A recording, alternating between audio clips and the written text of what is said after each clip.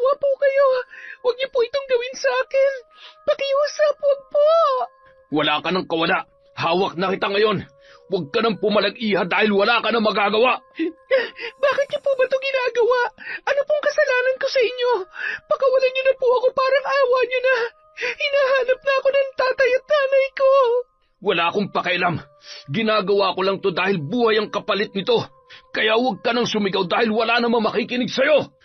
Taon 1998, Oriental, Mindoro. Dito nakatira ang isang mahusay na manghihilot na tawagin na lamang natin sa pangalang Mang Igor. 45 anyos, walang pamilya, kaya't mag-isa na lamang na nabubuhay. Siya ang pinakamahusay na manghihilot sa kanilang baryo. Nanghihilot siya ng mga nabalikong ugat, sumasakit na batok, nangangalay na kamay at paa, nagmamasahe rin at marami pang iba. Magaling siya sa larangang yun, kaya hindi maiwasan na minsan ay dayuhin ng mga taga-ibang lugar. Kilala si Mang Igor hindi lamang sa pagiging magaling na manghihilot, kundi pati na rin sa pagiging byudo nito. Namatay ang kanyang asawa 5 taon na ang nakalilipas sa hindi malamang dahilan na tanging ang lalaki lamang ang nakakaalam. Marami ang haka-haka na lumabas tungkol sa pagkamatay ng kanyang asawa. Isa na rito ang kulam. Dahil sa sakit o kaya naman ay inatake sa puso. At ang pinakamasaklap sa mga haka-hakang yun ay ang isiping si Mang Igor daw mismo ang pumatay sa kanyang asawa. Biglaan kasi ang pangyayari. Nabalitaan na lang ng mga tao na pumanaw na ito, kaya't sari-saring dahilan ang lumabas tungkol sa pagkawala ng naturang babae. Ngunit ni isa sa mga sabi-sabing yon ay wala namang nakapagpatunay, hanggang sa unti-unti nang nabura sa isipan ng mga tao ang tungkol doon.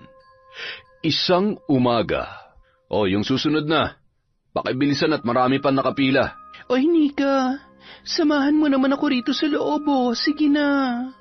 Wala nang nagawa pa ang dalagang si Nika nang magpumilit ang kaibigan niyang si Jonah na magpasama sa loob. Ang mga pasyente kasi ni Mang Igor sa tuwing hihilutin na ay pumapasok sa isang silid kung saan ang manghihilot at ang magpapahilot lamang ang naroon. Nang makapasok ang dalawang dalaga, ay bumungad na agad sa kanila ang mga bote na kung hindi sila nagkakamali ay naglalaman ng langis na hinaluan sa loob ng mga halamang gamot. Anong pangalan mo, Iha? Jonah po. Alin naman ba masakit sa'yo? Ito pong batok ko. Tuwing gigising po kasi ako sa umaga, sumasakit. Hindi ko rin masyadong maigalaw pero maya-maya ay nawawala naman po. Pero ayoko po kasi ng ganon tuwing gigising ako kaya naisipan ko po magpahilot sa inyo. Ganun ba? Halina't simulan na natin. Pakihubad na lang ang damit mo at namahilot ko na maayos. Po? Huwag ka nang mahiya, Iha, at ako'y sanay naman na sa mga ganyan. Matanda na ako kaya wala nang mali siya sa akin ang mga ganyang bagay. Sige na't na masimulan ko na. Marami pa naghihintay sa labas. Habang nasa kalagitnaan ng panghihilot kay Jonah, tahimik lang sa isang tabi si Nika. Kanina niya pa rin napapansin na panay ang sulyap sa kanya ng manghihilot na si Mang Igor. Bagamat nagtataka, ngumingiti na lang siya sa tuwing nagsasalubong ang kanilang paningin. Ikaw, Iha, anong pangalan mo at bakit nga pala pumasok ka rito? Magpapahilot ka rin ba? Hindi po. Sinamahan ko lang po siya. Ganun ba? Bakit hindi ka muna sumaglit na magpahilot sa akin? Total, nandito ka na rin naman. Nako, wag na po. Wala naman pong masakit sa akin. Nang tingnan ni Nika ang kaibigan, nakangiti itong nakatingin sa kanya at tumatango-tango pa, na parang sinasabi na pumayag na siya. Ang totoo niyan, minsan talaga ay sumasakit ang kanyang batok dahil sa tutok sa pag-aaral, umaga man o gabi. Parati siyang nakayuko pero hindi naman kailangang ipahilot dahil tinatapalan niya lamang ito ng mga halamang gamot na tanim nila ng kanyang inay na nasa likod ng kanilang bahay. Kalaunan, pumayag na rin si Nika. Nang matapos si Jonah ay siya naman ang sumunod. Nagpalit sila ng pwesto, gaya niya ay hindi rin ito lumabas. Ngunit maya-maya ay nagpaalam rin itong lumabas para magbanyo. Naiwan si Nika sa loob kasama ang manghihilot na si Mang Igor. Hindi talaga maganda ang pakiramdam niya kanina pa sa matandang yun, pero pilit niya yung winawaksi sa kanyang isipan. Hindi dapat siya nag-iisip ng masama sa taong tumutulong lamang sa iba. Paubos na pala tong panghaplas. Diyan ka lang muna, ihat, ako'y kukuha lamang ng bago. Tumango na lamang ang dalaga bilang tugon. Hindi pa man sila nakakapagsimula, ngunit ilang sandali lamang ay bumalik na rin agad ang matanda. Nakatalikod siya, kaya wala siyang alam sa kung anuman ang dala o ginagawa nito. Naramdaman niya na lamang na dumampi na ang palad ng lalaki sa kanyang batok. Hindi na siya nito pinaghubad ng damit gaya ng kay Jonah, kaya naging mas komportable siya nung mga sandaling yun. Ilang segundo lamang ang nakalipas, sa hindi malamang dahilan ay parabang nakaramdam siya ng pagkahilo. Inilibot niya ang paningin pero wala siyang masyadong makita dahil tila nag-aagaw ang liwanag at dilim sa kanyang mga mata. Bumibigat ang kanyang talukap at parang nais niyang matulog, hanggang sa tuluyan na nga siyang bumagsak sa sahig at nawalan ng malay. Nang siya ay magising, hindi na pamilyar ang kwarto. Mabilis siyang bumangon, ngunit napagtanto niyang nakatali ang kanyang dalawang kamay sa kanyang likod, kaya hindi siya makakilos ng maayos. Takot na siya sa kung anuman ang maaaring mangyari sa kanya. Ilang saglit pa, bumukas ang pinto ng kwarto at iniluwa nito ang matandang manghihilot. Teka, sandali. Ano po bang kailangan nyo? Pagkawalan niyo po ako, Mang Igor. Nakikiusap po ako. Hindi pwede, iha. Kailangan kita. Kailangan kong katawan mo. Kailangan ko ang buhay mo. Lumapit sa kanya ang naturang manghihilot at akma siyang hahawakan, pero mabilis siyang nakaiwas at buong lakas na sinipa yun sa tiyan na nagpatumba sa lalaki. Tumakbo siya sa may pintuan na medyo nakaawang pa dahil sa pagpasok ng manghihilot. Patakbo na sana siya nang bigla na lang mahawakan ni Mang Igor ang kanyang paa, dahilan para mawalan siya ng balanse at matumba. Pero bago pa man muling makalapit sa kanya ang manghihilot, ay pinagsisipa niya na yun. At nang masigurong nasasaktan na ito, ay saka na siya mabilis na tumayo kahit nahihirapan dahil sa nakatali pa rin ang kanyang kamay. Nilisan niya ang lugar na yon na puno ng takot at nangakong hindi na babalik kahit na kailan. Samantala, galit ang makikita sa mukha ni Agnes, ang ina ni Nika, matapos malaman ang sinapit ng kanyang dalagang anak. Ayon dito ay muntik na raw siyang mapagsamantalahan ng kilalang manghihilot sa kanilang baryo.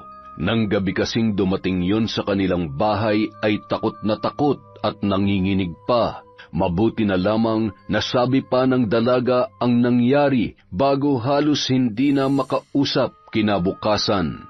Nung araw na yun, malungkot niyang pinagmamasdan ang tulala niyang anak sa silid nito.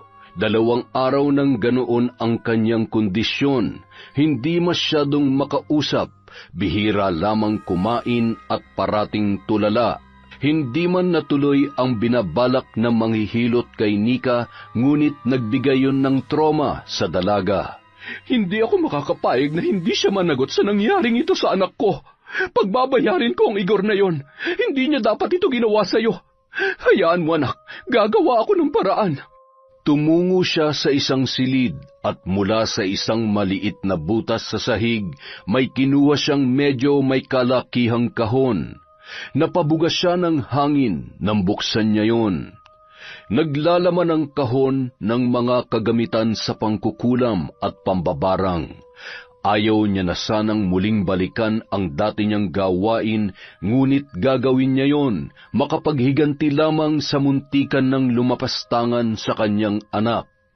Nang gabing yun, kating-kati na siyang simulan ang pagpapahirap sa manghihilot, ngunit batid niyang hindi pa maaari. May isang bagay muna siyang kailangang gawin at kuhain. Kinabukasan, siya na mismo ang nagtungo sa bahay ng manghihilot na si Mang Igor upang makakuha ng bagay na pagmamay-ari nito para masimulan na ang kanyang ritual. Gaya ng inaasahan, medyo may karamihan nga ang mga nagpapagamot sa lalaki. Ang iba sa kanila ay may edad na. Nang masigurong abala si Mang Igor sa kanyang mga pasyente, ay pasimple at palihim siyang nagtungo sa likod bahay sa pagbabaka sakaling may mahanap siyang bagay na pag-aari ng lapastangang manghihilot. Tumingin-tingin siya sa paligid hanggang sa natuon ang pansin niya sa mga damit na nakasampay. Napangiti ang babae. Ayos na ang isang yon dahil sigurado siya na damit yon ni Mang Igor. Nang makauwi ng bahay at sumapit ang gabi, agad niya nang sinimulan ang ritual. Kinuha niya ang mga kandilang pula at pinalibot yon dahilan upang makabuo ng hugis bilog, pagkatapos ay isa-isang sinindihan. Sa gitna ng bilog kung saan siya nakapwesto at nakaupo, ay naroon din ang damit na kanyang kinuha. Nagsimula siyang mag-usal ng kakaibang dasal gamit ang hindi maunawaang lengguwahe. Pabulong ang kanyang pagkakasambit, kasabay noon ay ang unti-unting paglakas ng ihip ng hangin. Ilang sandali pa, sa kanyang pag-oorasyon ay bigla na lamang namatay ang isa sa mga kandila na nasa bandang harapan niya. Malaking pagkagulat ang maaaninag mo sa kanyang muka. Hindi, imposible ito. Hindi maaari. Paano? Bakit namatay ang aking kandila? Muli niyang ipinagpatuloy ang pag-oorasyon, ngunit gaya nung una, namatay rin ang isa pang kandila. Imposible! Paanong hindi siya tinatablan ng aking orasyon? Isa lamang siyang pangkaraniwang manghihilot na binastos ang aking anak. Kaya paano nangyari na hindi umeepekto sa kanya ang aking salamangka na parabang may kumukontra dito? Dahil sa pangyayaring yon, nagdesisyon si Agnes na alamin ang tunay na katauhan ni Mang Igor, kung bakit nga ba hindi ito tinatablan ng kanyang kapangyarihan. Ilang araw din siyang palihim na nagmamanman at nag-iimbestiga sa matandang manghihilot, hanggang sa napag-alaman niyang si Mang Igor pala ay nambibiktima ng mga kadalagahan at tinatago sa isang lumang bahay sa gubat. Naisip niya na ginagahasa ng manghihilot ang mga kadalagahan, dahil yun lang naman ang maaaring gawin ng isang lalaki sa isang babae na dinadala sa liblib na lugar. Dahil sa nalaman niyang yun, lalo siyang nanggalaiti na barangin at pahirapan ang manghihilot. Pero, paano ko gagawin yun? Ano bang lihim na tinatago ng Mang Igor na ito upang hindi siya dapuan ng anumang salamangka na ibinabato ko sa kanya? Samantala, sa kabilang banda ay malungkot na tinitingnan ni Mang Igor ang isang binata na nakahilata sa higaan. Hirap itong huminga at hindi makagalaw ng maayos. Itay? Nimuel, anak, Kumusta ang pakiramdam mo? Medyo bumubuti-buti na po. Saan ho pala kayo nanggaling? Kaninang umaga pa ho kayo hindi pumupunta dito. May inasikaso lamang ako, anak.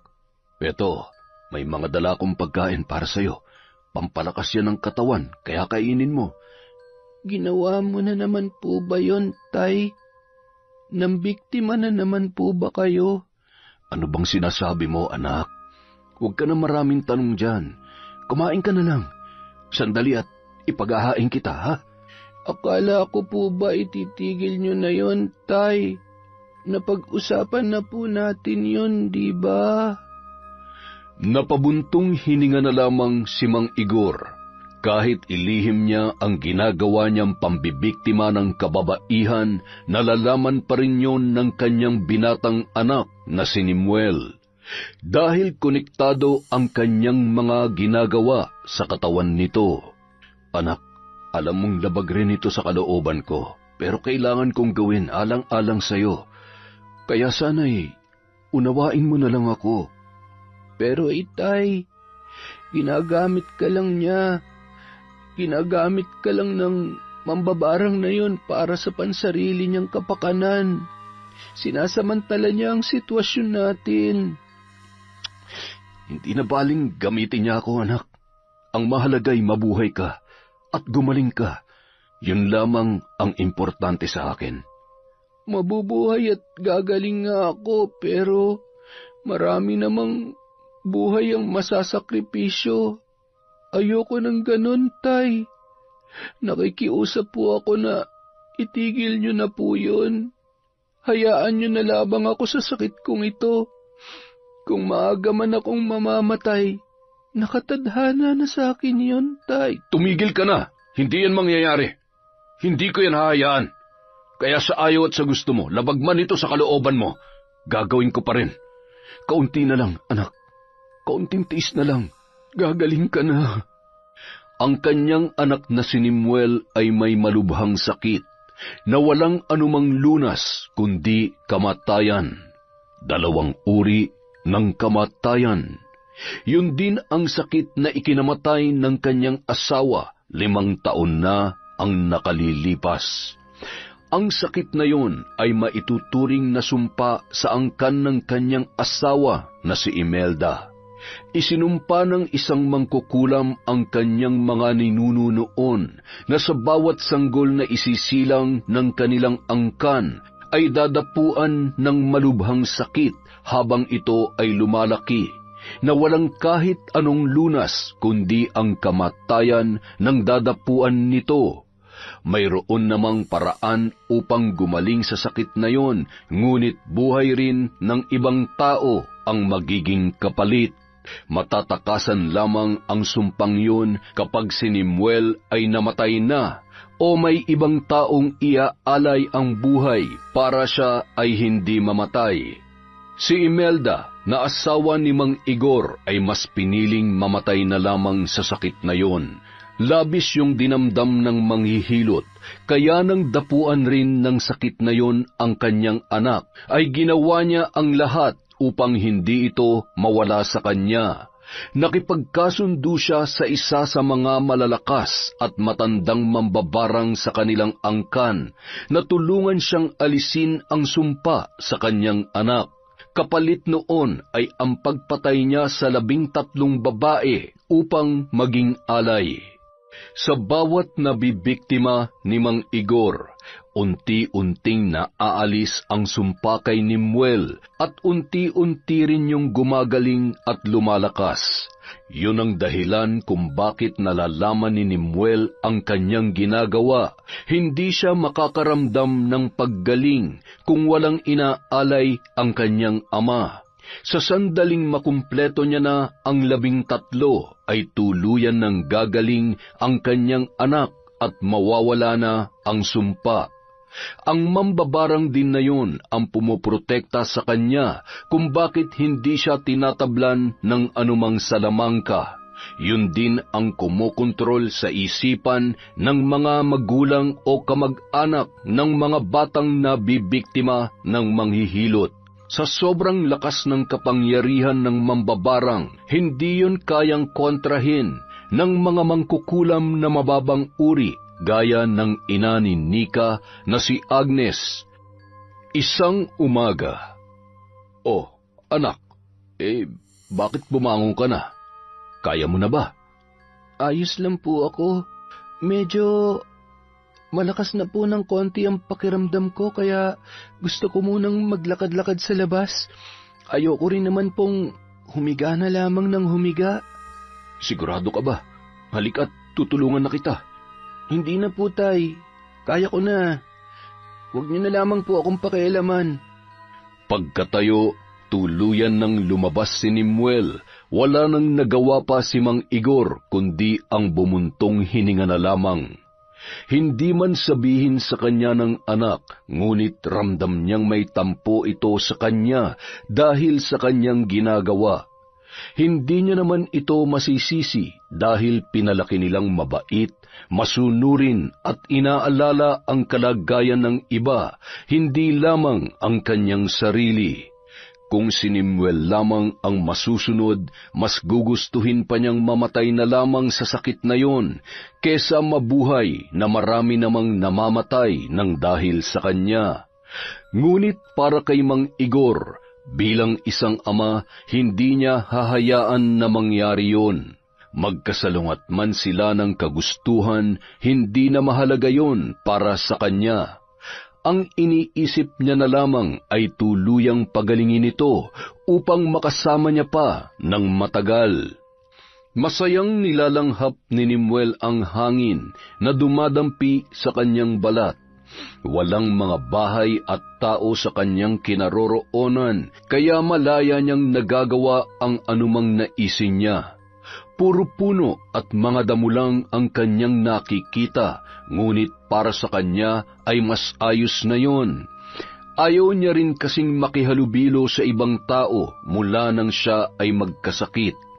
Hindi naman yon nakakahawa dahil nga sa angkan lamang nila tanging dumadapo ang karamdamang yon. Baka lang kasi pandirihan at pagtawanan siya ng ibang tao. Bukod kasi sa panghihina ng kanyang katawan, puno rin ng pulang marka na hugis bilog ang kanyang balat, na sa unang tingin ay aakalain mo talagang nakakahawa. Ilang saglit pa, nakarinig si Nimuel ng tawanan ng mga kalalakihan. Huli na para makapagtago siya dahil agad na siyang nakita ng mga ito. Lumapit yon sa kanya. Aba, sino naman kaya to? Anong ginagawa mo dito, ha? Anong pangalan mo? Ano yung nasa balot mo? May sakit ka ba? Nakakahawa ba yan? Lumayo ka nga sa amin, nakakadiri ka. Kayo lang naman tong lumapit sa akin, ha? Kaya kayo na lang ang umalis. Ang tapang mo, ha? Sino ka ba para paalisin kami, ha? Yabang mo, bata. Hoy kayo, hawakan nyo nga to, patitikimin ko lang. Ikaw na lang ang humawak, pre. Mukhang may sakit yan, eh. Tingnan mo nga yung balat, oh. Ayoko naman mahawa dyan, no? Sipain mo na lang. Huwag na nga natin pag-aksaya ng oras yan. Umalis na lang tayo dito. Baka mamaya, mahawa pa tayo. Ay, naku, nakakadiri. Bago umalis ang mga kalalakihan, tinulak muna siya ng isa sa mga yun, at dahil mahina pa ang kanyang katawan, agad siyang natumba na pinagtawanan naman ng mayayabang na mga lalaki. Pilit na bumangon si Nimuel, ngunit nang maitukod niya ang isang paa ay bigla na lang siyang nanghina at umubo. Kaya't napaupo na lamang siya sa damuhan at nagpatuloy ang kanyang masamang pakiramdam. Humihina na naman ang katawan ni Nimuel. Kadalasan kapag ganoon ang nangyayari ay umiinom lang siya ng tubig at naiibsan ng kaunti ang kanyang panghihina at tumitigil sa pag-ubo. Pero saan naman siya kukuha ng tubig? Medyo malayo pa sa kinaroroonan niya ang kanilang bahay at wala rin siyang maaaring mahingan ng tulong. Samantala, isang babae noon ang naglalakad papasok sa eskwelahan. Nagmamadali na yon dahil mahuhuli na sa kanyang unang klase. Napatigil siya sa paghakbang nang makita ang isang lalaki na halos gumapang na sa damuhan at walang tigil sa pag-ubo. Naawa sa kanya ang dalaga at gusto niya itong tulungan, pero kapag ginawa niya pa yon, ay tiyak na mahuhuli na siya sa kanyang klase. Sa kabila ng pag-aalangan ay mas pinili pa rin ng dalaga na lapitan ang binata. Ang babaeng yun ay walang iba kundi si Nika. Kuya, ayos ka lang ba? May masakit ba sa'yo? Tulungan mo ko. Ano bang maitutulong ko?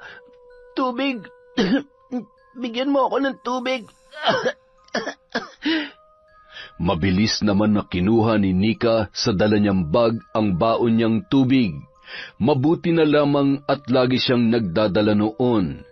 Ibinigay niya ito sa binata na ininom naman agad ni Nemuel. Habol ng lalaki ang kanyang hininga nang makainom ito ng tubig. Bumuti na ang kanyang pakiramdam kesa kanina, pero ramdam niya pa rin ang panghihina. Tumayo siya at pilit na naglakad palapit sa isang puno. Nakita naman ng babae na medyo nahihirapan siyang maglakad, kaya inalalayan siya nito. Nang makasandal sa katawan ng puno, ay naipikit na lamang ni Nemuel ang kanyang mga mata.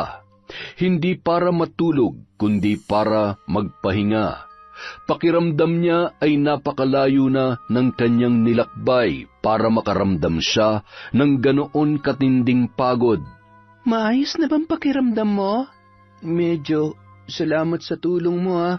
Kung hindi ka dumating, baka namatay na. Huwag mong isipin yan. Ang mahalaga, maayos ka na ngayon. Estudyante ka? Saan ka nag-aaral? Paano mo nalamang estudyante ako? Naka-uniforme ka eh. Oo nga pala, no? Oo, estudyante ako. Hindi ka ba mahuhuli sa klase mo?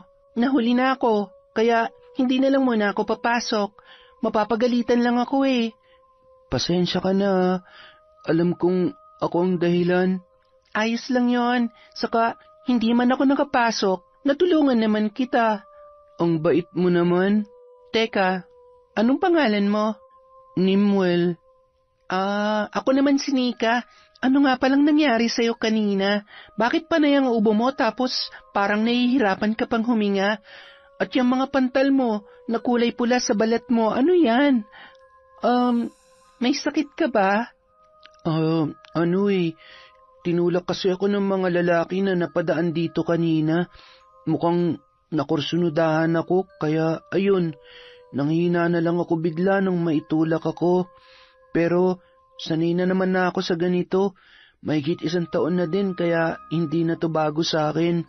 Pero huwag ka mag-alala, hindi naman nakakahawa tong sakit ko. Saan mo ba nakuha ang sakit na yan? Paano ka nagkaroon yan? Hindi ka ba nagpapagamot? Isang malalim na hininga na lamang ang binitiwan ni Nemuel.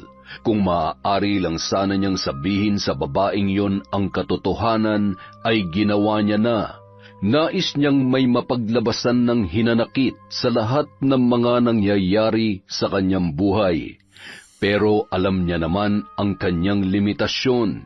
Hindi kaano-ano ang babaeng yun at walang kasiguruhan kung mapagkakatiwalaan nga ba ito kahit na tinulungan siya nito kanina. Magdidilim na nang makabalik si Nemuel sa kanilang bahay. Napasarap kasi ang kwentuhan nila ng bago niyang kakilala na si Nika. Hindi na yun pumasok kahit kalahating araw lang dahil mas pinili na lang na samahan si Nemuel. Pag-uwi sa bahay, nadatnan ni Nemuel ang ama na naghahain ng kanilang hapunan. "Saan ka ba nanggaling, anak? Bakit ngayon ka lang? Nag-alala na ako sa iyo. Hahanapin na sana kita pero buti na lamang at dumating ka na." "Ayos lang po ako, itay. Hindi niyo kailangan mag-alala sa akin." "Paanong hindi ako mag-aalala? Tingnan mo nga yung kalagayan mo. Hindi ka pa masyadong magaling, anak. Hindi ko pa nakukumpletong 13, kaya..." "Kumain na lang po tayo, tay. Ayoko pong pag-usapan ng bagay na yan." Katahimikan ang namayani sa kanilang mag-ama habang sabay na naghahapunan.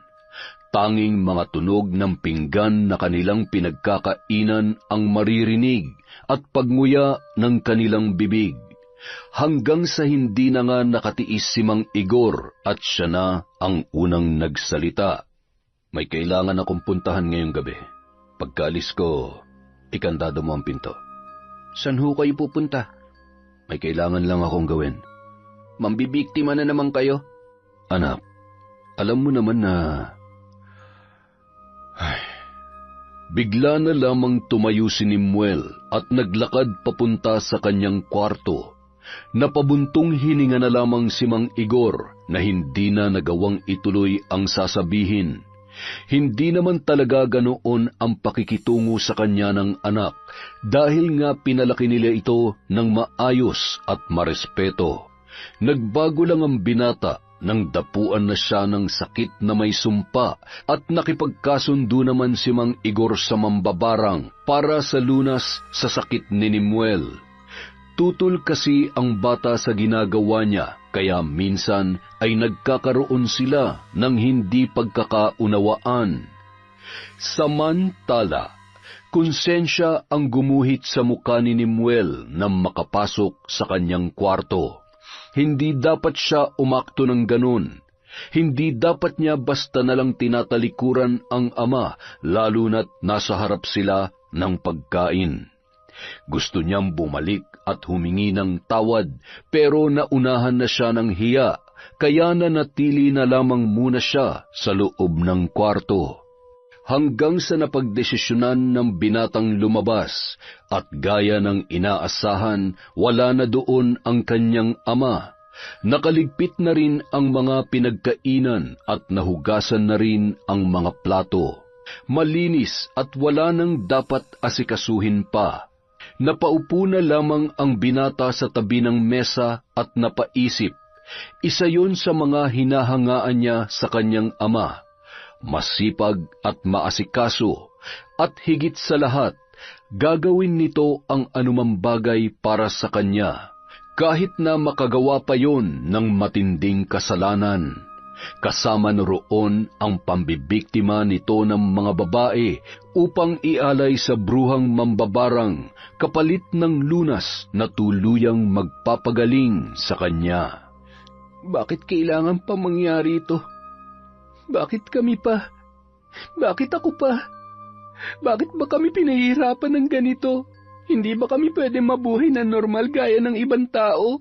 Bakit kailangan pa naming maranasan lahat ng to? Puro na lamang sakit. Puro na lamang hirap. Kailan ba matatapos ang lahat ng ito? Pagod na ako. Makalipas ang ilang araw, ang samahan ni Nimuel at Nika ay nahantong sa pagkakaibigan. Maraming beses na silang nagkikita, kaya't palalim ng palalim ang kanilang samahan. Unti-unting gumagaan ang loob sa isa't isa, kaya naman hindi maiwasan ni Nimuel na magkwento kay Nika ng tungkol sa kanyang sitwasyon. Nagulat ito at halos hindi pa siya paniwalaan, ngunit yon ang katotohanan. Wala na ba talagang ibang paraan para gumaling ka?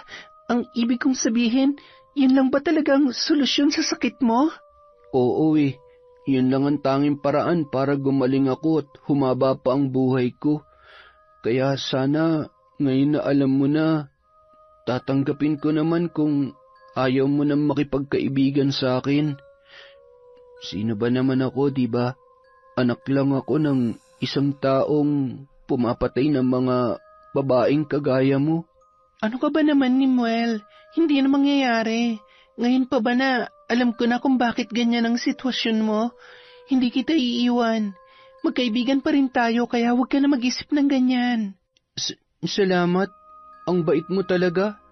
Maswerte ako dahil nakatagpo ako ng isang kagaya mo. Maganda na, mabait pa. Ito naman ang bola pa.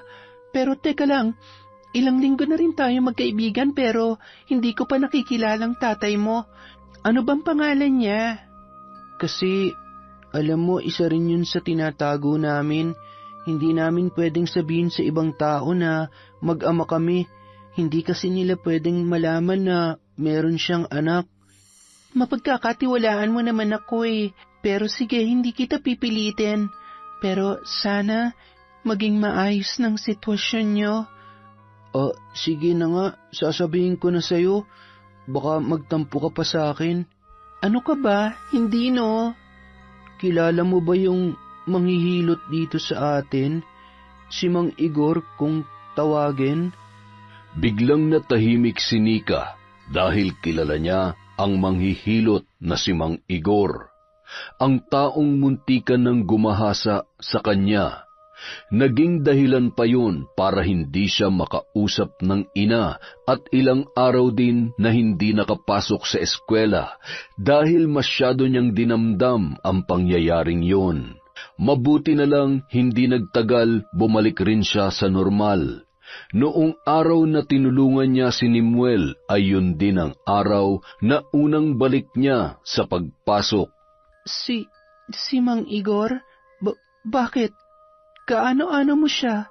Siyang ama ko, ang tatay ko. Sikreto lang natin yun ha. Huwag mong sasabihin kahit na kanino kasi pagagalitan ako nun. Ay, teka, Nika, saan ka pupunta? Mabilis na tumayo si Nimuel upang habulin ang kaibigan na bigla na lamang tumakbo. Gulong-gulo ang binata. Tumigil rin naman ito nang magsimula na naman siyang umubo at nahihirapang huminga dahil sa kanyang pagtakbo. Si Nika na mismo ang lumapit at inabutan siya ng tubig. Nakasanayan na nilang magdala noon para kung sakali man na mangyari ulit ang nangyari noon ay hindi na lumala pa ang sitwasyon. Ano ba nangyari? Saan ka ba pupunta? Pasensya ka na, Nimuel, pero ayoko na. Itigil na natin ang pagkakaibigan natin. Pasensya na, pero hanggang dito na lamang tayo. Akala ko ba tanggap mo ko? Di ba sabi mo magkaibigan pa rin tayo? Ano bang problema? Natatakot ka ba kay Itay? Mabait naman siya eh. Mabait? Alam mo ba kung anong ginawa sa akin ng Itay mo? Masama siya. Kinamumuhian ko siya. Ayoko sa kanya. Ano bang ginawa ni Itay para magalit ka sa kanya ng ganyan? Sabihin mo sa akin para maliwanagan ako. Muntikan niya na akong gahasain noon. O baka dahil dyan sa mga sinabi mo, baka isa rin ako sa mga babaeng gusto niyang biktimahin at ialay sa mambabarang na yon para mabuhay ka. Alam mo ba na ilang araw akong binabagabag dahil doon? Akala ko matutuloy kung ano man ang gagawin niya sa akin. Mabuti na lang at nakatakas ako dahil kung hindi, baka isa na rin ako sa mga nawawalang babae na biktima ng tatay mo. Nika, hindi ko alam na. Pasensya na. Patawad sa ginawa sa iyo ni Itay. Galit na galit sa kanya si nanay at hindi niya rin alam na ikaw ang anak ng Mang Igor na yon. Kaya kapag nalaman niya to, baka madamay ka lang sa galit niya. Kaya mas mabuti pang itigil na natin to. Mula ngayon, hindi na tayo magkaibigan. Naiwang tulala si Nimuel at halos hindi makapaniwala na tatalikuran na siya ni Nika, ng babae na pinakauna niyang naging kaibigan. Gayunpaman, agad siyang umuwi ng bahay para makausap ang kanyang Itay. Nadatnan niya itong gumagawa ng mga ginagamit niya sa panghihilot. Matagal nang manghihilot si Mang Igor. Kumbaga, yun na ang kanilang hanap buhay.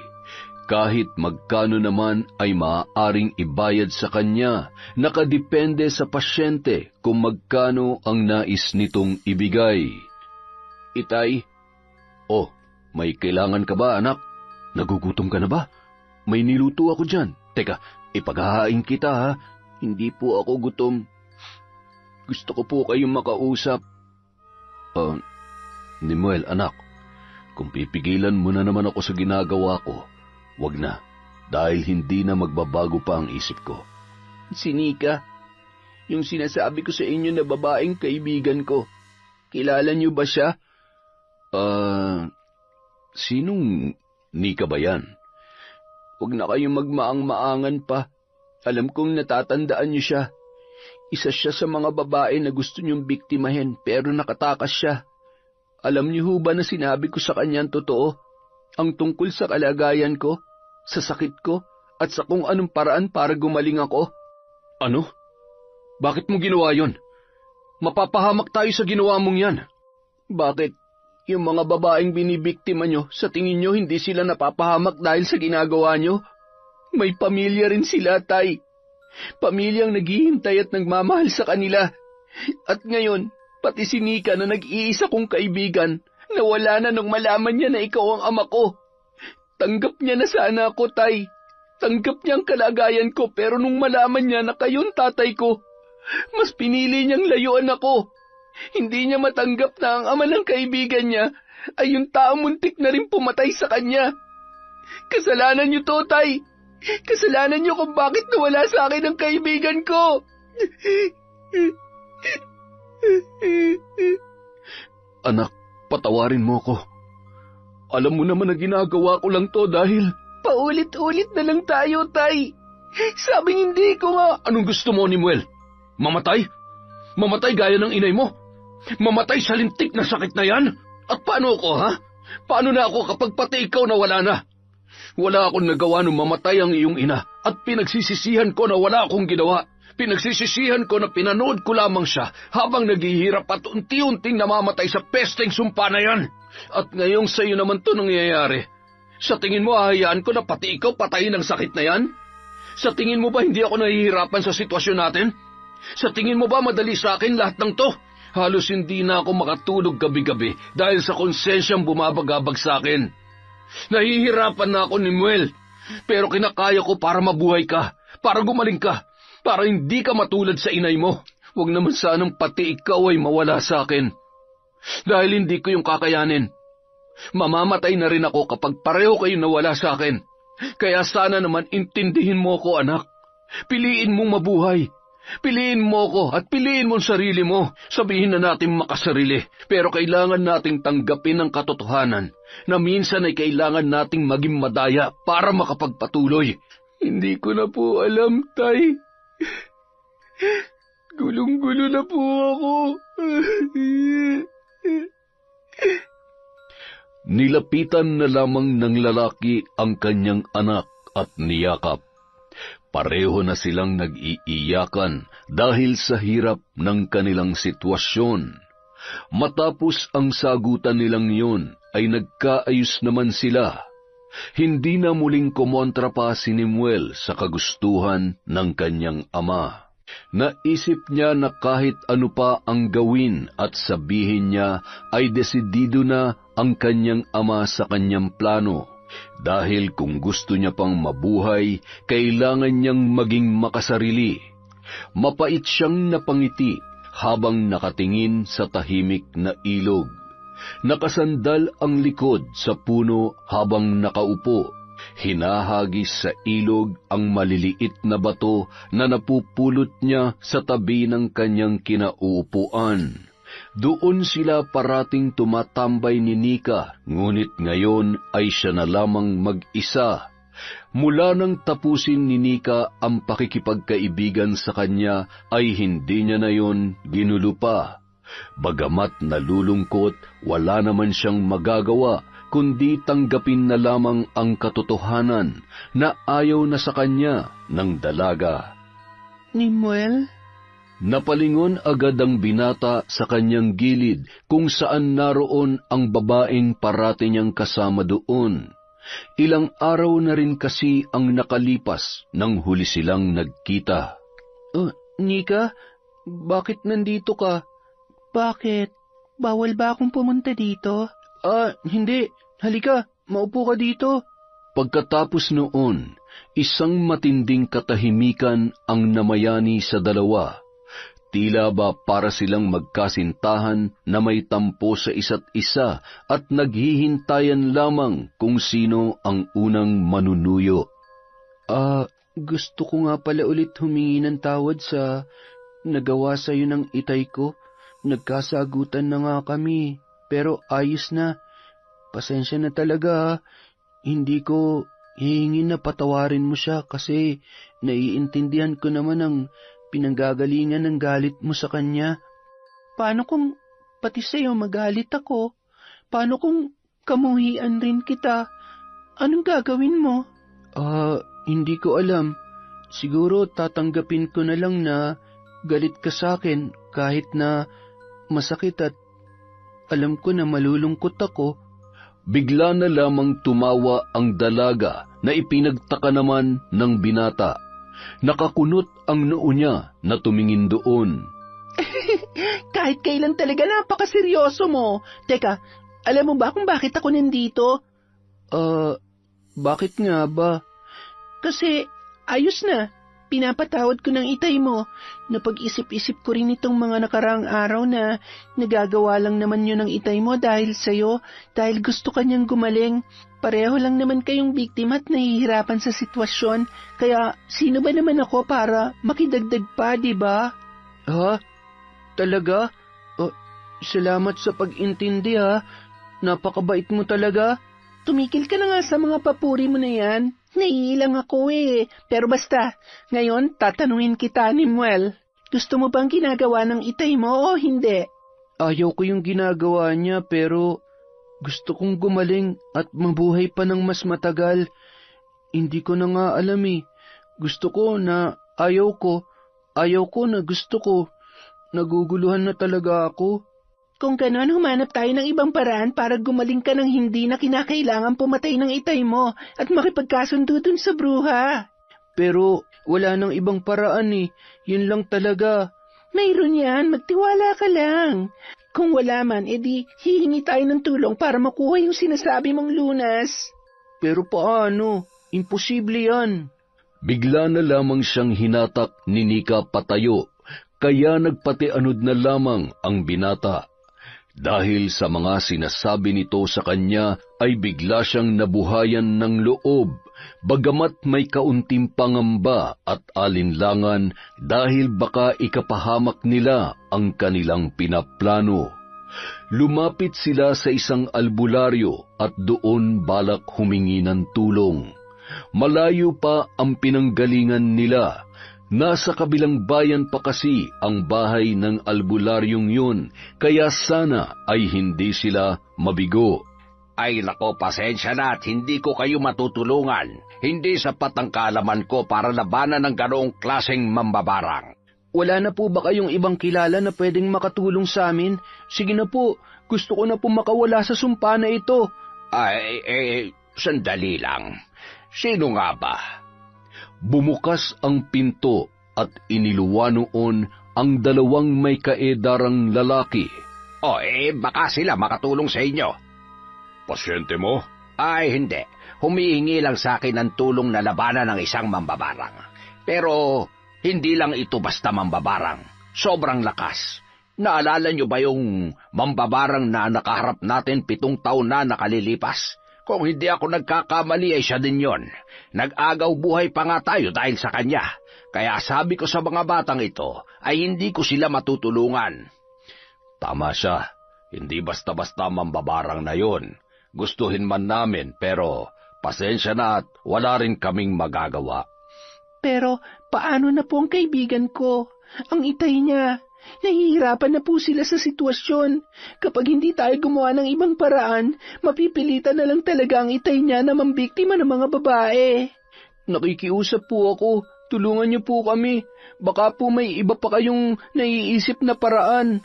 Napailing na lamang ang 3 albularyo, hudyat na wala silang magagawa. Wala silang maitutulong sa 2 bata na dahilan ng kawalang pag-asa ni Nimuel at Nika. Aalis na sana sila nang magsalita ang isang albularyo. Ay, teka sandali. May kilala akong isang albularyo na pwedeng makatulong sa inyo. Magaling yon at wala siyang inaatrasang laban. Kahit sino'y handa niyang harapin. Baka matulungan niya kayo. Talaga po? Nika, narinig mo yon? May makakatulong na sa atin. Ang kaso, hindi ko lang may papangako kung magagawa niyang pumunta rito. Nasa Capiz siya ngayon at malayo itong Mindoro. Isa pa, Alam kong marami siyang inaasikaso roon, kaya baka hindi niya kayo matulungan kaagad. Hindi po ba pwede na personal na lang natin siyang puntahan? Makikiusap po kami. Sige, ganito na lamang. Kami na lamang ang bahalang kumausap sa kanya. Susubukan namin na padalhan siya ng sulat at kapag sumagot siya, ipapaalam namin kaagad sa inyo. Ang mabuti pa'y umuwi na lang muna kayo at maggagabi na. Salamat po. Aasahan po namin yan. Mauna na po kami. Tayo na ni Muel.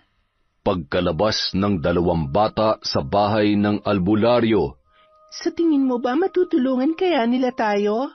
Hindi ko alam, pero sana para matapos na ang paghihirap namin ni Itay. nasa kalagitnaan sila ng paglalakad nang bigla na lang napaluhod si Nimuel na para bang kinakapos sa kanyang paghinga. Ayos ka lang? Ano nangyayari sa'yo? May masakit ba? Nahihirapan akong huminga. Nika, Anong gagawin ko, Nimuel? Tubig? Gusto mo ba ng tubig? Sandali, kukuha ko.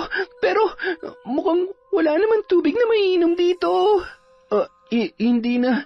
Kailangan ko lang magpahinga. Tulungan mo akong pumunta doon. Inalalayan ni Nika si Nimuel sa isang bakanteng upuan malapit sa kanila. Pahabayon na gawa sa kawayan. Nang makaupo sila doon ay saglit na napaidlip si Nimuel habang nakapatong ang ulo niya sa balikat ng dalaga. Natatakot pa si Nika na hayaan itong matulog dahil baka hindi na ito magising. Pero mukhang pahinga nga lang talaga ang kailangan ng binata upang bumalik ang kanyang lakas. Masyado kasing malayo ang kanilang pinuntahan. Sumakay naman sila ng sasakyan papunta doon, pero nagpaikot-ikot pa sila sa paglalakad dahil sa paghahanap ng bahay ng albularyo na pwedeng makatulong sa kanila. Napagod lamang ang katawan ni Nimuel sa paglalakad kaya siya nagkaganoon. Habang natutulog ang binata, hindi maiwasan ni Nika na pagmasdan ang kanyang muka. Napaka-inosente noon. Yan ang kanyang nakikita. Isang inosenteng binata na maaga pa lang ay nararanasan na ang paghihirap na dinadanas nito ngayon. Para sa kanya, napakabait ni Nimuel. Matanda lamang ito ng 1 taon. 18 siya at 19 naman ang binata. Parang kapatid na ang turing niya sa lalaking nakahiga sa kanyang balikat. Samantala, sa isang liblib na bahay sa kagubatan, bitbit ni Mang Igor ang katawan ng isang dalaga na inilagay niya sa sako. Pumasok siya sa isang kubo. Pagbukas ng pinto ay bumungad sa kanya ang isang matandang babae. Kung tatantyahin ay nasa 80 anyos na ito, ngunit hindi mo maaaring maliitin dahil sa kanyang lakas at kaalaman sa itim na salamangka. Hindi niya lamang yun pinansin at lumiko sa may bandang kaliwa, papasok sa isang kwarto kung saan doon nakakulong ang mga babaeng kanyang dinadala. Lahat ng yun ay buhay pa. Nasa 10 na ito kasama ang bagong dala niyang babae. Ngunit ang mga yon ay tila wala sa sarili at tulala. Nasa ilalim kasi yon ng salamangka ng matandang mambabarang, maliban sa isa na kararating lamang. Nagmamakaawa sa kanya ang babae na nakalabas na sa sako. Gustuhin niya man, wala na siyang magagawa dahil buhay ng kanyang anak ang nakasalalay. Lumabas na lang siya ng silid at kinandado yon. Naroon pa rin ang matandang babae malapit sa pintuan. Napakatamis ng pagngisi nito kay Mang Igor. 3 na lamang, Igor, at makukumpleto mo na ang mga bata. Makukuha mo na ang lunas na inaasam-asam mo para sa iyong anak. Nakikita mo ito, Igor? Ito na ang lunas. Kapag natupad na ang pinag-usapan natin, mapapasayo na ito. Bigla na lamang lumuhod si Mang Igor sa harapan ng mambabarang. Hindi ito nagulat, bagkus ay napangisi pa. Nakikiusap ako. Ayoko na. Nahihirapan na ako. Baka naman sapat na yung 10 bata. Ibigay mo na sa akin ang lunas sa anak ko. Hirap na ako. Hindi na ito kaya ng konsensya ko. Bakit parang sumusuko ka na yata? Hindi ba ikaw pang pumunta sa akin rito at nakiusap na tulungan kita? Napakasimple lang naman ang hinihingi kong kapalit sa'yo. Simple? Simple lang ba sa'yong pandurukot ko ng mga babae at pagkatapos papatayin mo rin sila kapag nakumpleto na? Ngayon ka pa talaga na konsensya kung kailan malapit mo na makumpleto ang ipinapagawa ko. Ngunit sige, dahil madali naman akong kausap ay pagbibigyan kita. Itigil mo na ito at hayaan mo na lamang mamatay ang iyong anak.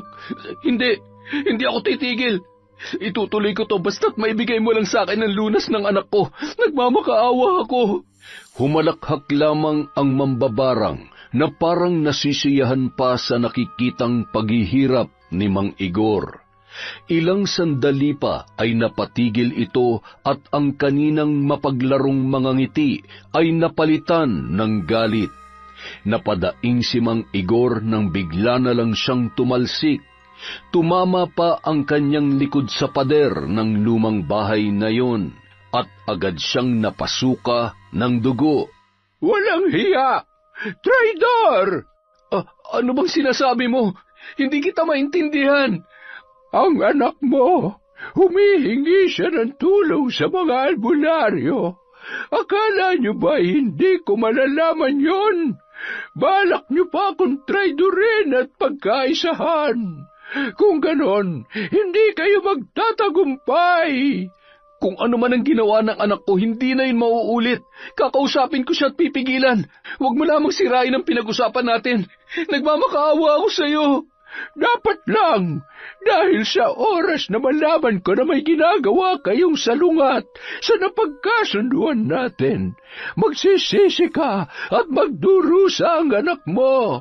At kung ako sa'yo, ilayo mo na ang anak mo sa babaeng yon, na anak din ng isang mangkukulam. Siya ang nag-iimpluwensya sa anak mo na maaari nilang ikapahamak. Binibilog niya ang ulo ng iyong anak, kaya hanggat maaga pa, paglayuin mo sila. Tandaan mo ito, Igor. Sa oras na muli pa kayong magkamali, tapos na ang usapan natin. Hindi mo makukuha ang ninanais mo, at wala yung ibang ibig sabihin kundi mamamatay si Nimuel. Umuwing naguguluhan si Mang Igor. Gusto niyang makausap ang kanyang anak ukol sa sinasabi ng mambabarang. Bahagya pa siyang nagulat nang maabutan si Nimuel kasama ang isang babae. Walang iba kundi si Nika. Nakaramdam siya ng hiya para sa dalaga dahil sa ginawa niya doon. Nakaupo ang mga ito sa tabi ng mesa.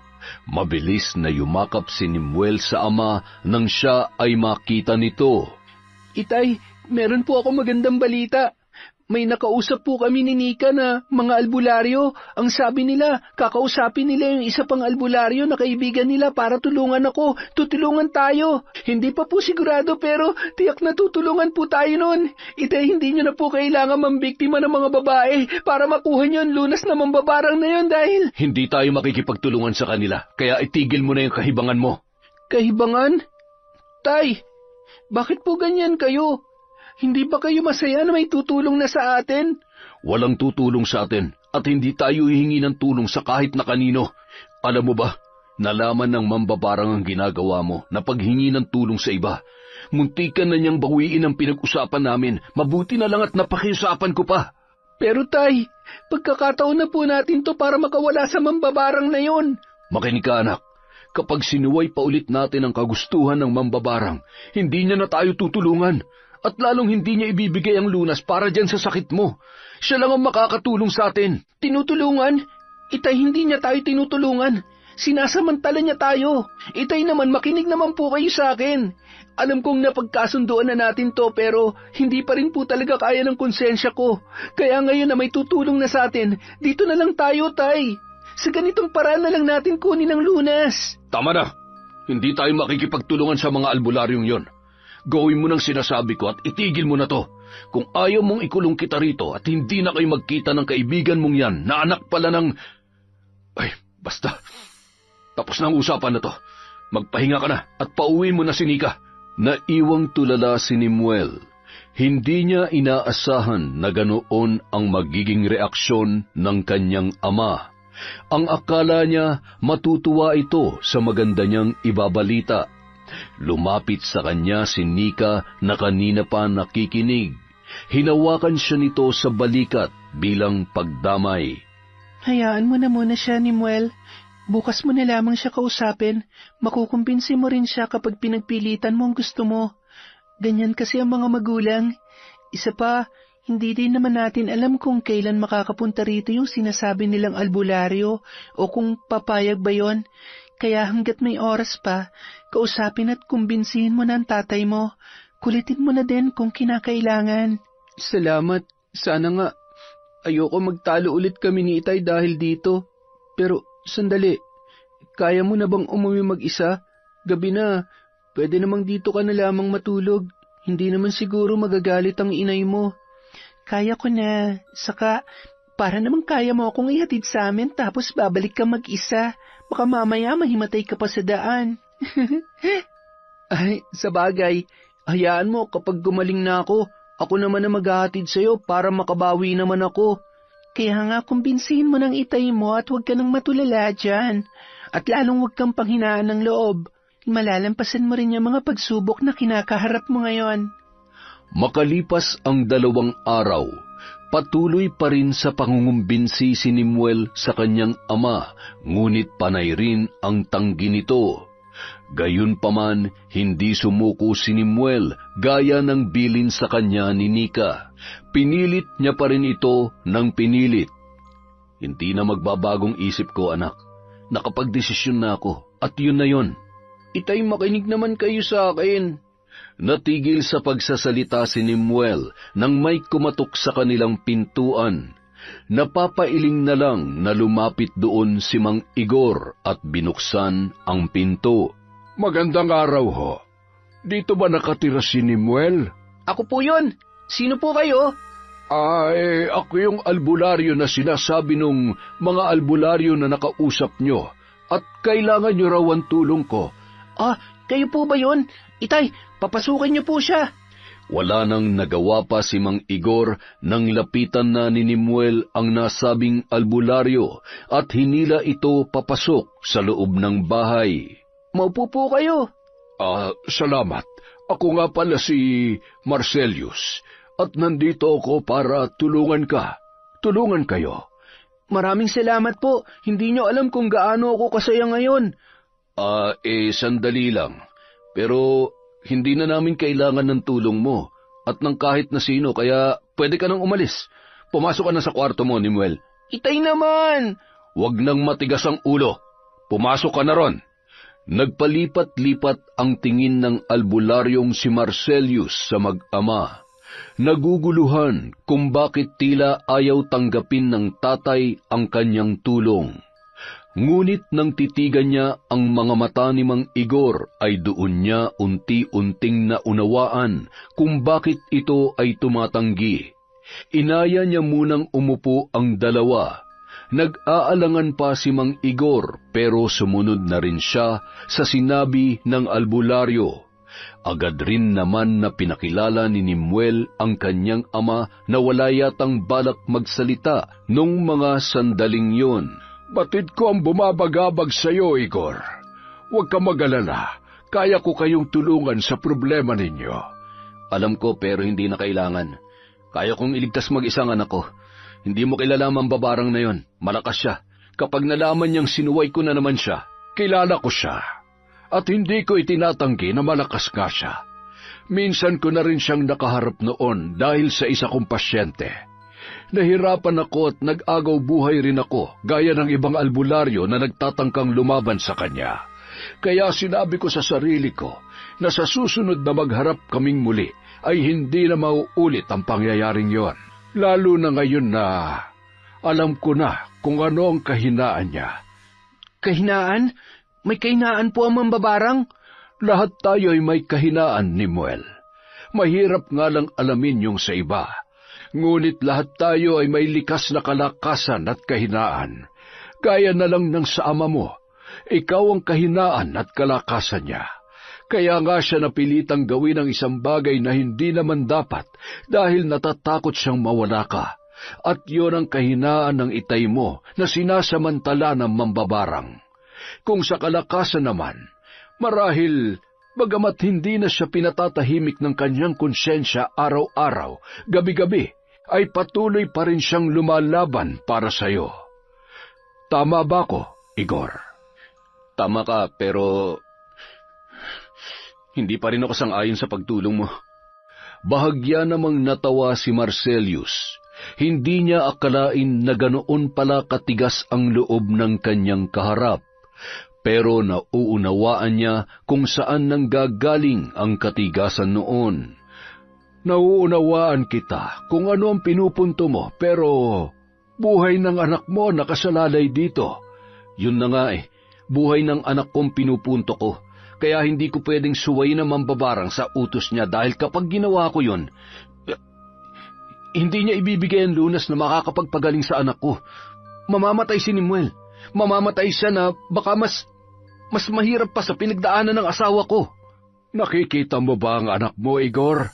Pagmasdan mong maigi si Nimuel. Sa tingin mo ba kapag gumaling siya ay matatahimik siya at magiging maligaya? Kung alam niya naman na maraming buhay ang nawala para lamang mabuhay siya. Kung yun lang ang tanging paraan, hindi lang yun ang paraan, Igor. May magagawa pa tayo. May iba pang solusyon sa problemang ito. At handa ko kayong tulungan. Tutulungan natin si Nimuel para gumaling siya. Kaya sana'y makipagtulungan ka rin sa akin. Sa amin. Kailangan ko ng kooperasyon mo dito. Sige na, Igor. Gawin mo ito para sa anak mo, para kay Nimuel. Huwag kang matakot sa mambabarang na yon. Ako ang haharap sa kanya. Paano ko malaman niya? May kakayanan siyang malaman ng mga kinikilos namin, kaya sigurado kung itong pag-uusap natin, malalaman din niya. Huwag kang mag-alala, dahil bago pa man ako pumasok dito, ay naglagay na ako ng orasyon na kukontra sa salamangka niya, para hindi malaman ang pag-uusapan natin. Kaya hindi mo na kailangang problemahin pa yan. Sa ngayon ay kailangan na lang natin magplano para makuha ang lunas sa mambabarang na yon, nang hindi mo kinakailangan magsakripisyo pa ng ibang buhay. Itay, sige na po. Pumayag na kayo. Makipagtulungan na tayo sa kanya. Napatitig si Mang Igor sa nangungusap na mga mata ng kanyang anak. Pursigido talaga ang bata. Humugot siya ng malalim na hininga bago dahan-dahang tumango. Napangiti si Nimuel sa desisyon ng kanyang ama. Masaya ito. At tiyak na magiging mas masaya siya kapag nakita niya itong gumaling. Papayag na ako, pero paano yung mga babae na dinala ko sa kanya? Buhay pa naman sila, hindi ba? Paano mo nalaman? 13 kababaihan.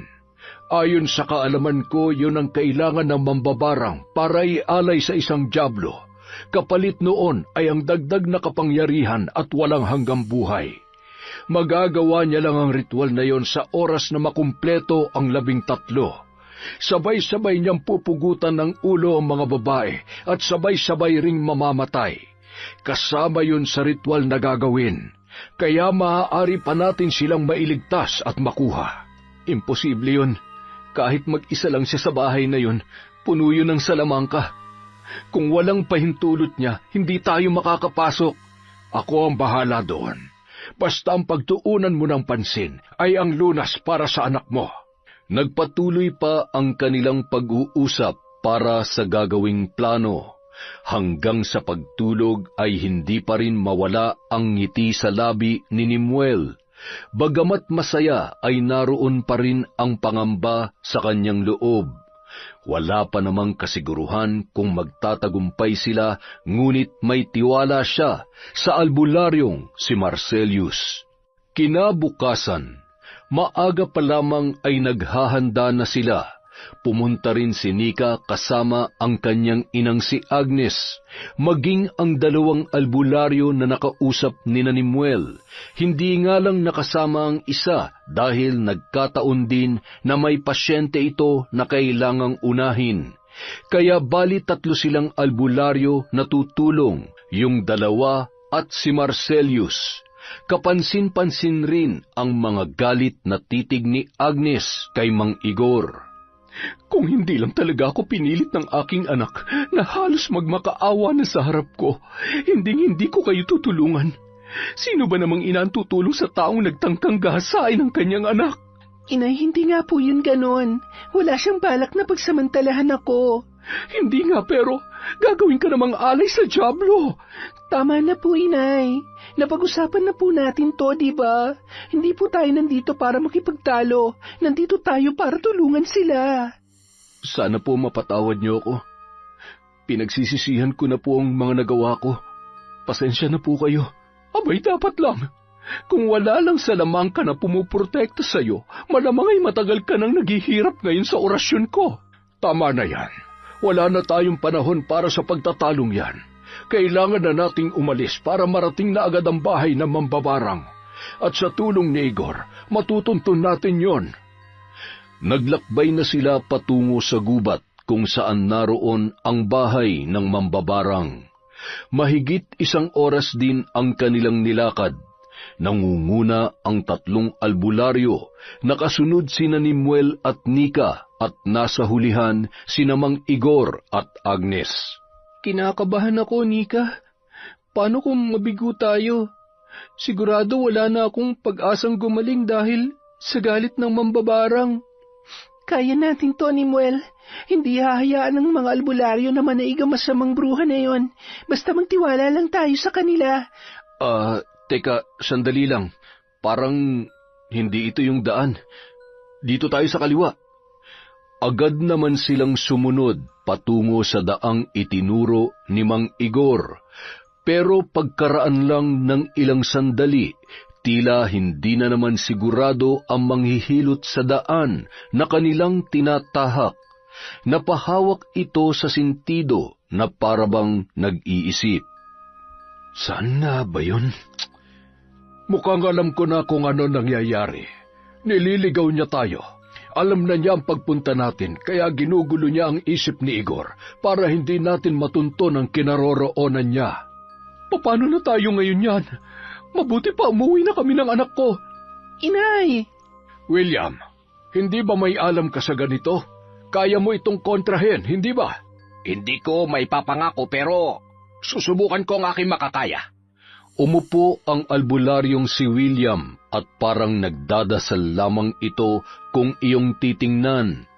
Habang nasa ganoon ay palinga-linga naman si Nemuel sa paligid. Hindi niya alam kung bakit kinikilabutan siya sa lugar na kanilang pinaghintuan. Pakiramdam niya ay mayroong hindi tama at nagsisimula na namang manginig ang kanyang tuhod at makaramdam ng lamig. Natural lang na malamig dahil gabi na at nasa kakahuyan pa sila. Pero iba ang pakiramdam na yon. Ilang sandali pa, napamulat na ng mga mata si William at dahan-dahan yung tumayo. Mababakas pa sa kanyang muka ang kaunting takot. Hindi na natin kailangan pang hanapin ang kinaroroonan na mambabarang. Dahil tayo ay nandito na sa loob ng kanyang teritoryo. Isang nakakakilabot na halakhak ang bumalot sa kanilang pananahimik. Sabay-sabay silang napalingon sa iisang direksyon at doon ay tumambad sa kanila ang isang malaki ngunit lumang bahay na wala naman kanina. purong itim ang kulay at may mga sira-sira ng bahagi ang parte ng bahay. Akala ko pa naman, maiisahan ko na kayo, mga hangal. Ang lakas ng loob niyong sugurin talaga ako rito. Ano bang may paglilingkod ko sa inyo, ha? Ibigay mo sa amin ang lunas sa sakit ni Lemuel. Yung lunas ba? Ibibigay ko naman talaga yon. Pero kailangan ko pa ng 3 babae. Ikaw kasi, Igor, bakit bigla ka na lang nag-iba ng desisyon? Akala ko pa naman ay nagkasundo na tayo. Wala kaming balak makipaglaro sa'yo. Ibigay mo na sa amin ang kailangan namin at pinapangako ko na hindi ka masasaktan. Ang tanong ay, kaya nyo ba? Mga mahihinang albularyo, akala nyo ba hindi ko kayo natatandaan? Nagkaharap-harap na tayo noon, ngunit ano ang nangyari? Naawa na lamang ako sa inyo, kaya hindi ko pa kayo tinuluyan. Isang malakas na hampas ng hangin ang mas lalong nagpalamig sa gabing yun. Nataranta ang 4 maliban sa 3 albularyo. Dahil sa malakas na hangin ay nagliliparan na ang mga tuyong dahon. Nimuel, anak! Agad na lumapit si Mang Igor nang bigla na lang matumba si Nimuel. Nanghihina ito at namumutla. Anong nararamdaman mo, anak? Nahihirapan akong huminga, Tay. Sumasakit rin po ang buong katawan ko. Kaya mo yan, Nimuel. Lumaban ka. Kung tutuusin, dapat ay nagpapasalamat kayo sa akin. Dahil kung hindi dahil sa salamangka ko, matagal nang namatay si Nimuel. Pinapabagal ko lang ang kanyang kamatayan sapagkat kailangan ko pa siya. Kailangan ko pa siyang magamit para makumpleto ko ang 13 babae. Kung ganoon, wala ka talagang nagawang lunas para sa sakit ng anak ko? At hahayaan mo lang siya mamatay kapag nakuha mo ng gusto mo? Mayroon akong isang salita, at kapag sinabi ko ay ginagawa ko. Hindi naman ako mag-iimbento ng sakit kung walang lunas. Ibig sabihin ikaw yun? Ikaw ang mambabarang na naglahad ng sumpa sa angkan ng asawa ko? Tumawa lamang ang mambabarang, habang galit na galit naman si Mang Igor. Ang 3 albularyo naman ay tahimik lamang, ngunit alerto sa mga kilos ng mambabarang. Habang si Nanika at ang kanyang ina ay nasa tabi ng nanghihinang si Nimuel. Ako nga, matagal na panahon na rin naman yon, at marami na rin ang namatay dahil sa sumpang yon. May mga lumalapit sa akin upang makiusap na tulungan sila, at gaya ng sayo, ganoon rin ang kondisyon ko para malunasan ang kanilang kahilingan. Ngunit tunay silang mga duwag sapagkat hindi nila magawa na maayos ang aking ipinagagawa. Kaya ayon, namatay silang naghihirap sa sakit, dala ng sumpang iginawad ko sa kanila. At yun na nangyari sa iyong asawa, hindi ba? Ang iyong kawawang asawa ay namatay nang wala ka man lamang ginagawa. At ganoon din ang mangyayari sa anak mo. Pagmasdan mo kung paano mamatay si Nimuel ngayong gabing ito, Igor. Napakasama mo. Walang ibang dapat mamatay kundi ikaw. Ibigay mo sa akin ang lunas ngayon na. At sino ka para utusan ako? Sinayang mo lang ang pagkakataon na ibinigay ko sa iyo para mailigtas ang anak mo. Kaya magdusa ka, Igor! Susugurin na sana ni Mang Igor ang mambabarang, ngunit narinig niya na naman ang pagdaing ni Nimuel na tila ba sinusunog ang kanyang katawan dahil sa malikot nitong galaw at pagsigaw. Nakahilata na ito sa mga tuyong dahon at namimilipit. Labis na awa ang nararamdaman ng ama para sa kanyang pinakamamahal na anak. Kasalanan ko to. Dapat nakinig na lang ako sa kanya. Dapat hindi na lang ako nakipagtulungan sa inyo. Baliw ka na talaga, Igor. Kinukonsensya ka lamang ng bruhang yon.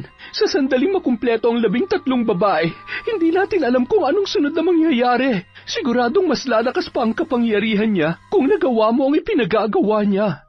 Ang kailangan lang natin gawin ngayon ay putulin ang sumpa para wala nang madamay pa sa mga susunod na henerasyon. Kaya tumigil ka dyan.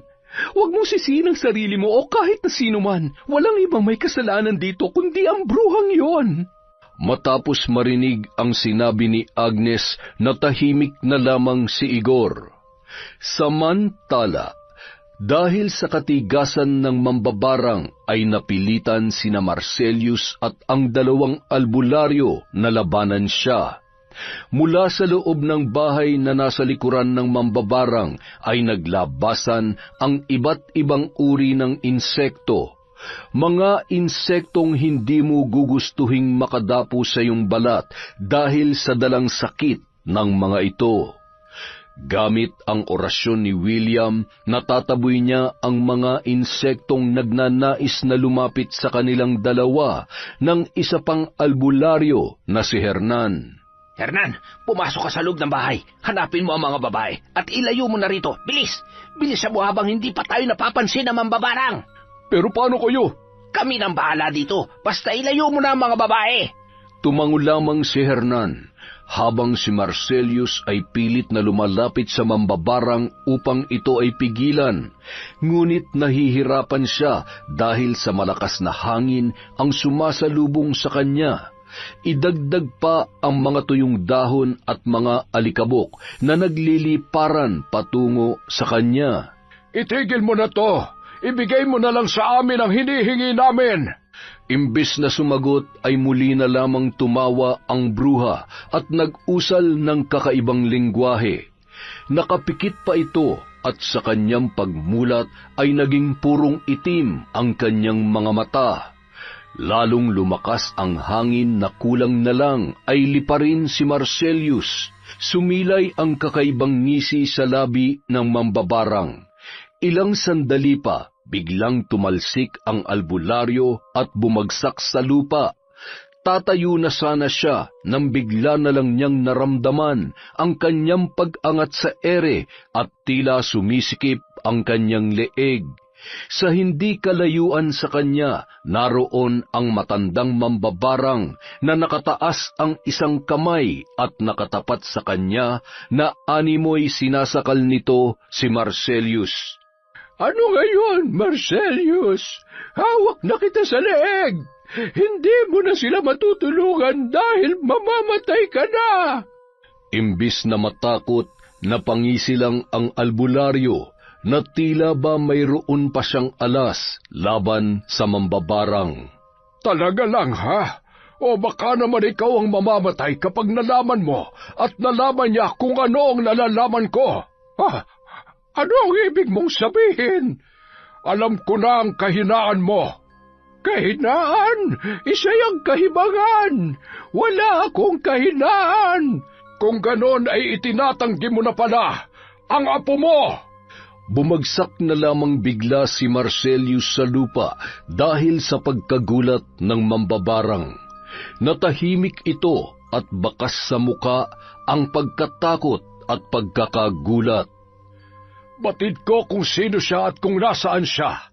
Sa tingin mo, ano kaya magiging reaksyon niya sa oras na malaman niya ang mga masasamang ginagawa mo?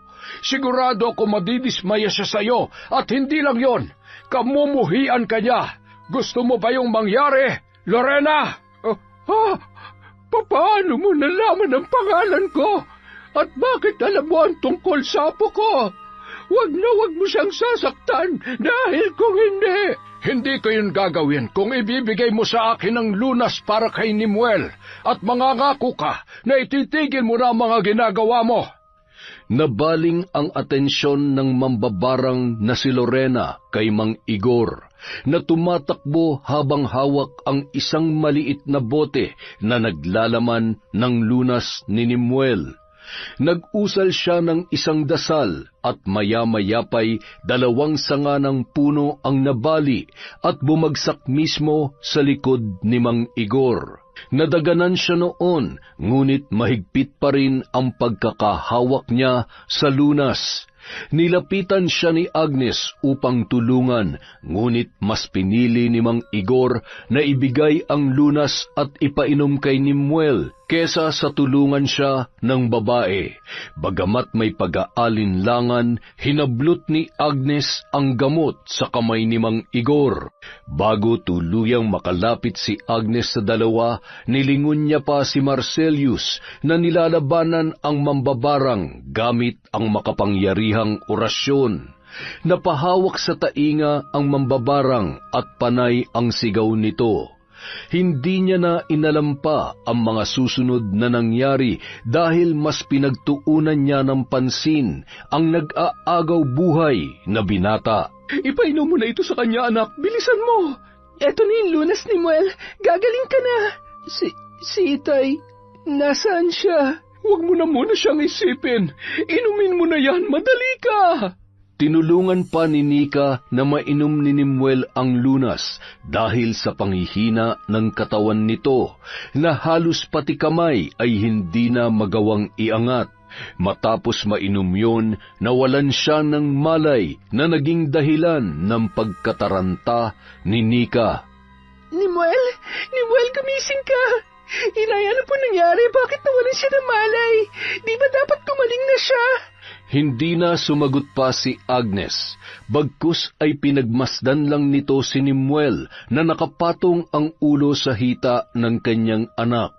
Patuloy naman sa pagyuyugyug si Nika na umiiyak na dahil iniisip niya na baka nahuli na sila at wala na si Nimuel. Makalipas ang 1 buwan, masayang inihahanda ng mag-inang Agnes at Nika ang mga pagkain na pagsasalu-saluhan nila. Inilapag nila ang mga pagkain sa mahabang mesa sa tapat ng kanilang bahay. Ano, kumpleto na ba? Wala na bang naiwan sa loob? Opo, ayos na po, Nay. Oh, nariyan na pala si Igor. Oh, siya, halika, maupo ka rito. Salamat. Ang saya naman po ng ganito, pero mas masaya sana kung nandito si Nimuel. Sana kasama rin natin siya ngayon. Magpakatatag lamang tayo, anak. Natigilan sila sa pag-uusap nang may 2 lalaki ang biglang dumating. Parehong may masayang ngiti ang mga ito. Agad na napatayo si Nika at tumakbo patungo sa isang lalaki sabay niyakap yon. Nimuel, buti dumating ka. Akala ko hindi ka na namin makakasama dito eh. Nang mga sandaling yun, magkakasama na silang nakaharap sa pagkain na inihanda ng mag-ina. Si Agnes, Nika, Mang Igor, Nimuel at ang albularyong si Marcelius. Masaya akong nakarating kayo. Lalo ka na, anak. Masaya akong makita ka ulit. Hindi naman po siguro pwede na kayo lang ang magsaya dito, di ba? Dapat kasama rin kami. Alam niyo bang kinulit pa ako ng batang yan para dalhin ko siya rito? Sabing hindi pa nga pwede at kailangan niya pang manatili dun sa akin para sa tuluyan niyang paggaling. Ang kaso lamang, wala rin naman ako nagawa. Makulit talaga ang batang yan. Nagtawanan na lamang ang lahat habang pakamot-kamot lang sa ulo si Nimuel. Mula ng gabing sinugod nila ang bahay ng mambabarang na si Lorena ay nangako itong puputulin na ang sumpa at huwag siyang paslangin dahil kailangan pa siya ng pinakaiingatan at pinakamamahal niyang apo. Habang si Mang Igor ay nakaligtas naman kahit nadaganan na ng mga sanga, si Nimuel naman nawalan ng malay matapos inumin ang lunas dahil sa epekto nito sa kanyang katawan. Ayon kay Marcelius ay kailangan niya pang suriin ang nasabing lunas na ininom ni Nimuel kung may pagbabago nga ba sa katawan nito o baka mas lalo lamang yon lumala. Kaya naman nagpresenta siyang dalhin sa kapis ang binata para doon niya masuri. Naroon kasi ang kanyang mga kagamitan na kakailanganin. Sa kabutihang palad, tama ang lunas na nainom ni Nemuel, kaya unti-unti na itong gumagaling. Hindi naman madalian ang paggaling ng binata dahil lang sa pag-inom ng lunas. Unti-unti, dahan-dahan, hanggang sa tuluyan nang bumalik ang dati niyang pangangatawan. Nagkasundo na rin sina Agnes at Mang Igor. Naging magkaibigan ang dalawa na labis namang ikinasiya ng kanilang mga anak. Ang mga babae naman na ikinulong at balak sanang gawing alay ay nakabalik na rin sa kani-kanilang pamilya, habang sina Nika at Nemuel naman nagpatuloy sa kanilang pagiging magkaibigan at mas lalo pa silang napalapit sa isa't isa.